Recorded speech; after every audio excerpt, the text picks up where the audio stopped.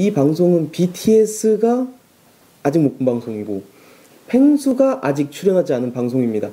그럼에도 불구하고 올해 약업계에서 가장 핫한 방송 중에 하나로 꼽혔던 기약사가 진행자인 방송 중에 가장 많은 뷰수를 기록했다고 저는 자신있게 이야기할 수 있는 이런 약 어디 없나 2019년 마지막입니다. 안녕하십니까. 오랜만에 인사드립니다. 이유진입니다. 안녕하세요. 김혜진 약사입니다.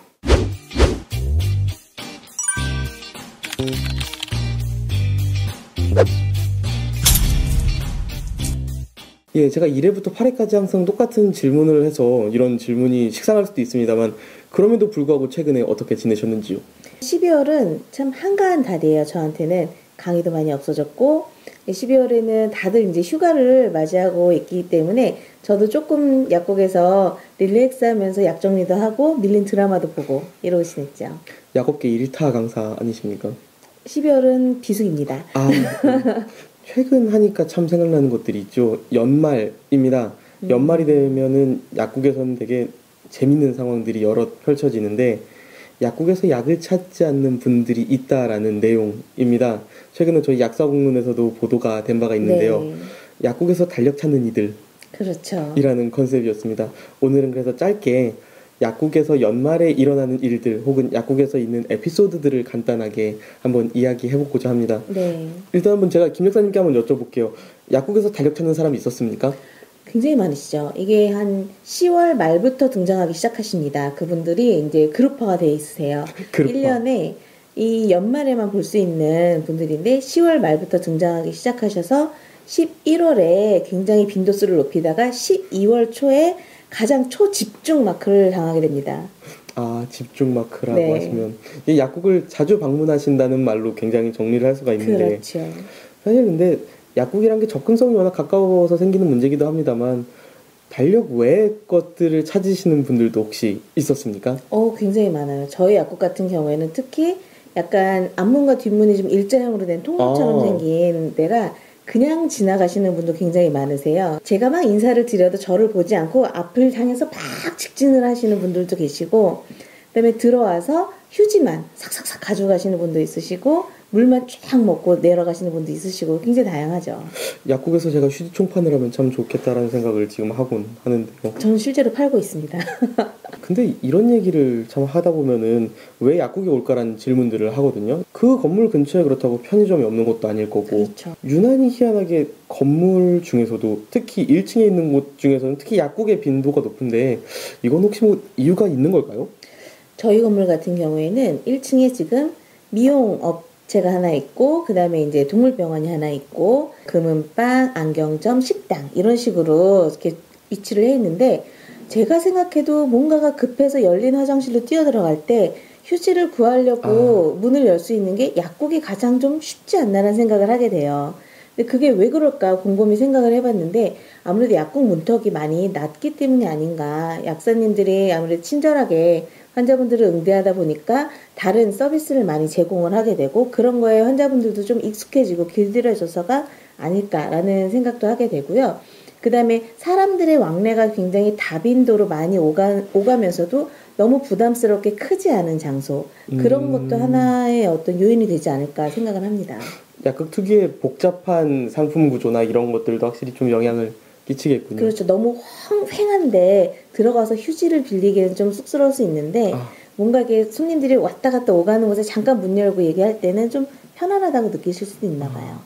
혹시 약사님께서 최근에 겪으신 아니면 내가 약국에서 근무하면서 혹은 약국을 경영하시면서 겪은 가장 황당한 에피소드 같은 게 있었을까요? 제가 이제 약국 11년 차라 가장 황당한 에피소드를 꼽으려면 너무 많아서 기억이 나지 않는데 가장 최근 에피소드가 토요일에 저한테 목욕 바구니 맡기고 가신 어머니 월요일날 찾으신다고 그러셨잖아요. 왜 아직도 안 가져가세요? 지금까지 있습니다. 지금. 그거 때터울은 말랐는지 모르겠네요. 제가 말려드렸어요. 그래서 냄새 날까봐. 참 이게 참 약국이란 데가 참 가깝기도 하면서도 참 들어가기도 편하고 네. 참 얘기를 나누기 편한 지역이라고 생각합니다. 반대로 또 약국 입장에서는 이게 미래의 잠재적 고객인 또 수요층을 또 계산하지 않을 수 없으니까요. 하지만 뭐 이래서 이렇게 약국을 찾는데 약 외에 다른 걸 찾는 분들을 보면 좀 어떤 생각이 좀 드십니까? 가끔은 이제 저희 고객분이 아니셨고, 그 다음에 처음 본 분인데 약국문을 확 열고 들어와서 그 취약병 같은 작은 병을 달라고 그러세요. 약국에서는 그 병을 공짜로 준다라고 다들 인식을 하고 계셔서, 그래서 뭐 줄 때 주더라도 물어보고 싶잖아요. 그래서 어디에 쓰시게요? 물어보면은 화장품을 담아 가실 거라고. 그러면 왜 당신이 화장품을 담는 그 작은 그릇을 내가 200원, 300원을 들여서 드려야 하나라는 생각을 할 때가 있죠. 물론 서비스 차원에서 저희가 드릴 수도 있고 아니면은 그냥 깔끔하게 판매를 할 수도 있습니다. 근데 왜 저렇게 사람들은 우리에게 뭔가의 공짜나 그다음에 선의나 어떤 희생을 요구하는데 저렇게 당당할까?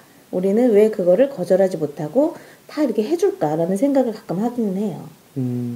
참 현실적인 문제라고 여겨지는데요. 네. 사실은 저는 이거를 단순히 부정적으로만 좀 보진 않습니다.